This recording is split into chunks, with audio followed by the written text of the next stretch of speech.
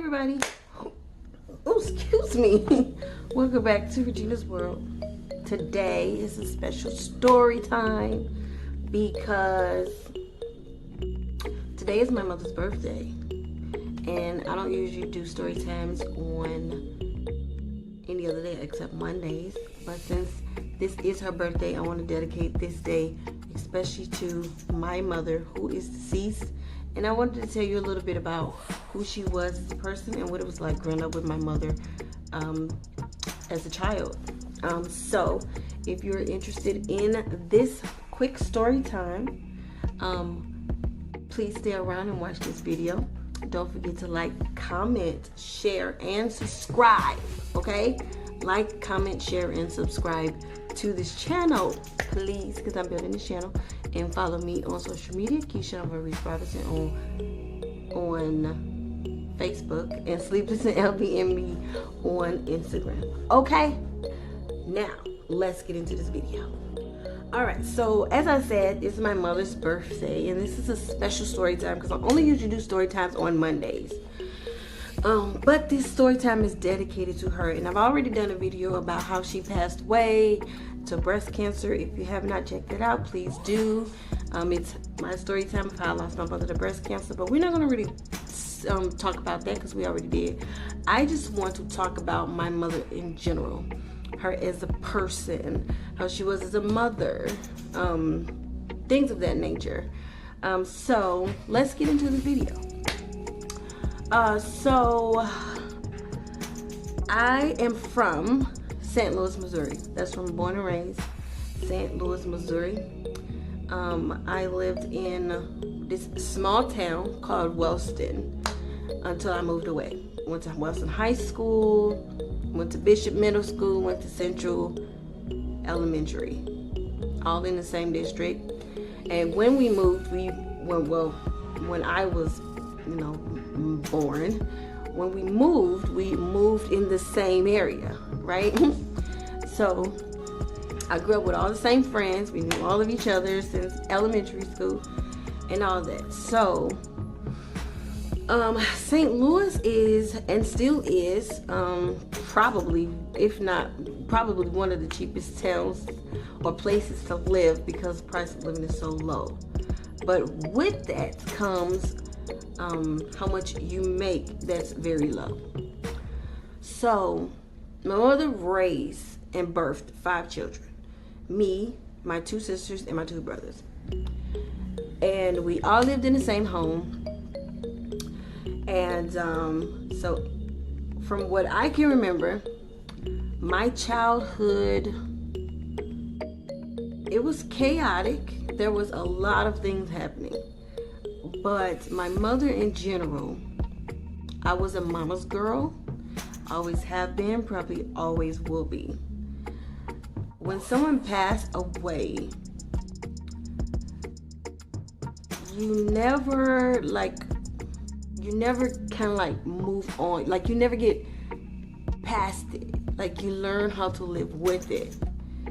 But because I was such a mama's girl, it kept me for a long time to lose my mother, and I was the youngest. So I had to learn how to grow up without my mother as a teenager. So in my childhood though, the best things my mother done right, in my opinion, was she worked her ass off no matter the situation. I don't barely ever remembering my mother calling off work for anything. That's probably where I get my drive from.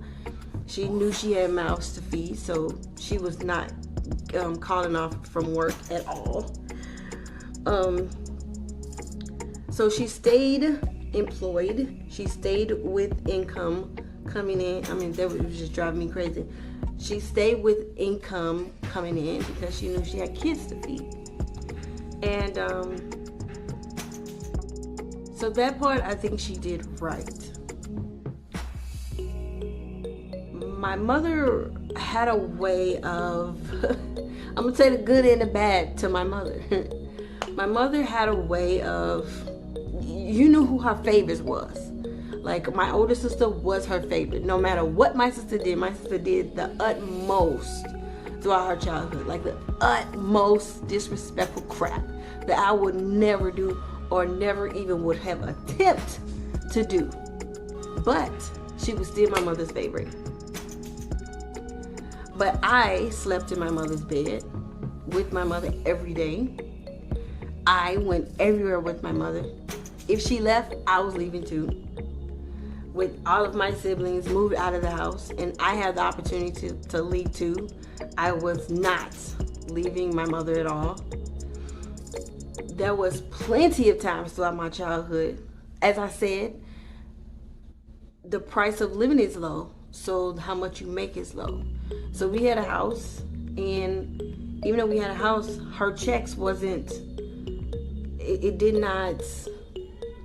wasn't enough to take care of all of the bills. So if the electric was on, you can guarantee the gas was off. And we had to grow up with, when the gas is off, we had this big old bucket. We had to cook this bucket several times just to take a bath. Or she bought a hot plate. We used to have to use the hot plate when the gas was off. When the gas was off, we had to use a hot plate, hook it up to the wall, get some electricity, cook our food on a hot plate. If the gas was on and the lights was off, we was able to take baths, but we couldn't see. So we had to get a whole bunch of candles.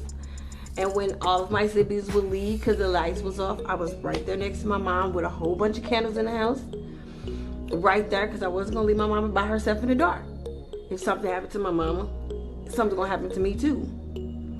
So me and my mom used to go to Family Dollar or wherever stores, Aldi's or Snooks or wherever, go get a whole bunch of candles, put it in the house, burn them and fall asleep. And I would fall asleep right next to my mom. Some things she could have worked on was her favoritism. Like when she liked one of us really good at one, she would hate the rest of us. Like, I'm not joking. Like, she would treat the rest of us like crap. When she is like really liking one, she would hate the others.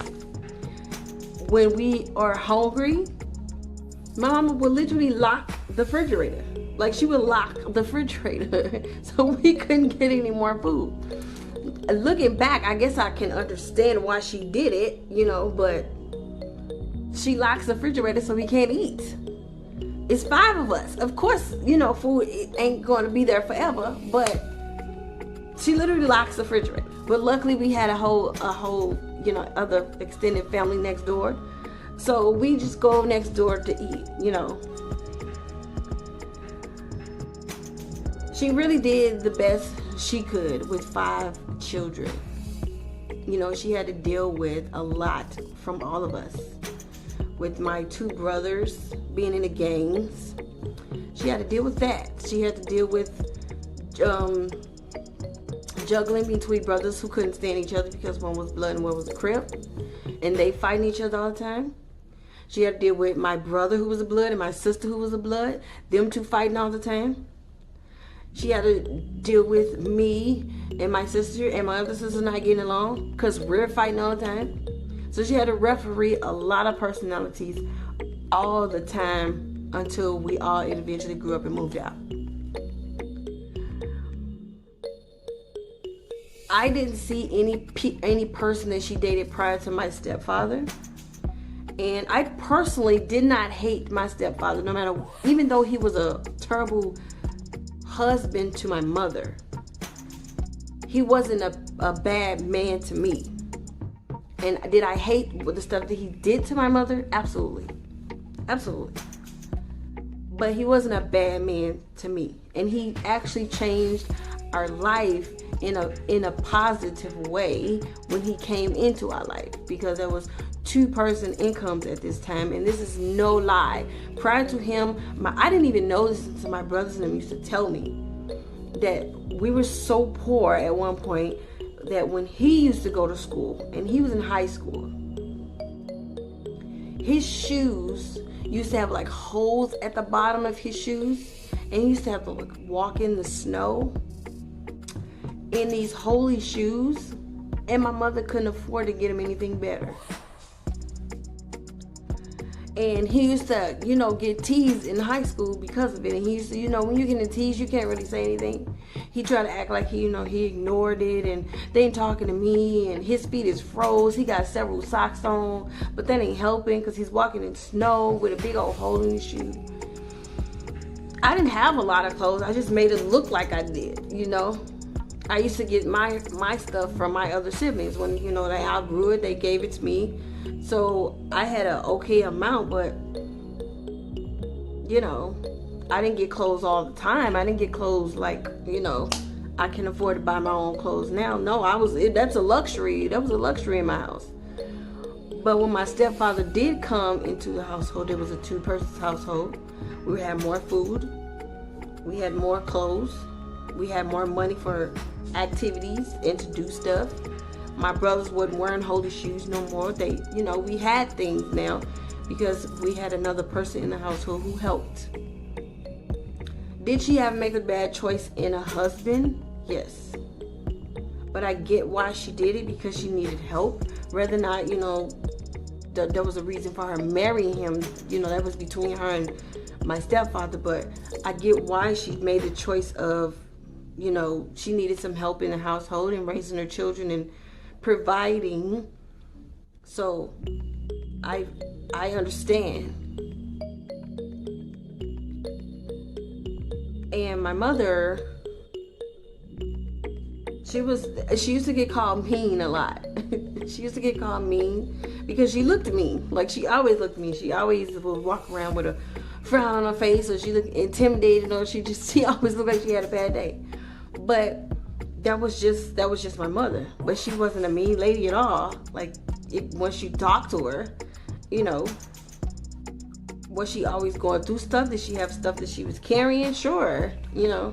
Just like all the rest of us in the world. When we lived and we've aged and we've dealt with a lot of things. Yeah, we have. But, that was my mother. And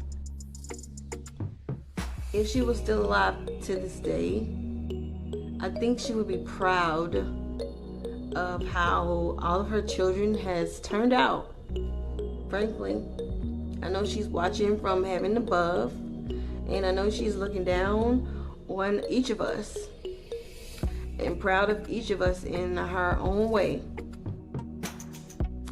I know my brother Maurice, sorry I said your name, but my brother, he is back home in Missouri. He got his own, thing going on, building homes and stuff. My other sister is in Georgia, and she got a beautiful house, raising a family, working for a company, a CEO or a manager or something. She's doing her thing in Georgia. I'm out here doing my thing in Vegas, figuring it out as I get older. I'm getting better and better each year. My sister and brother, my older sister and oldest brother. Right now, my oldest brother, he's doing the most right now. She's not too happy with him because ain't nobody too happy with him right now. But,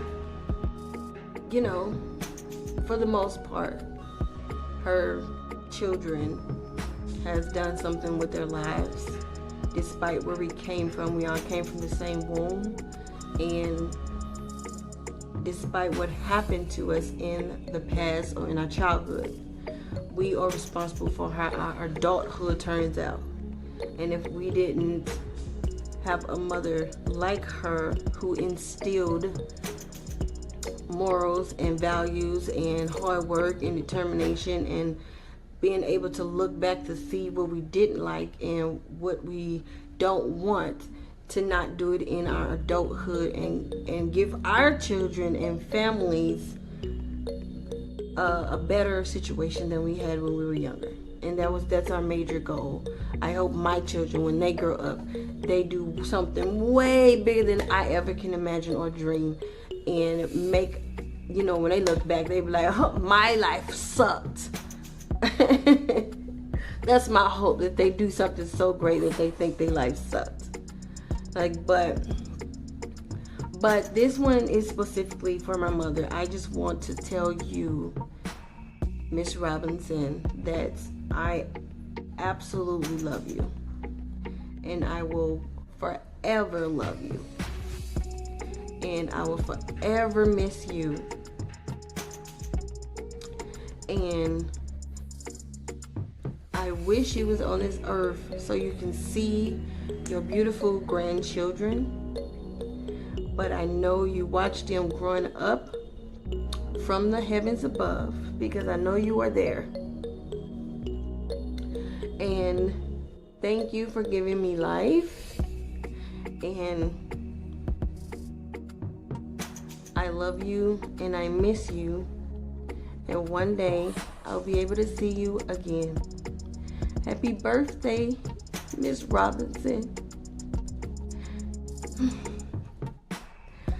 Happy birthday.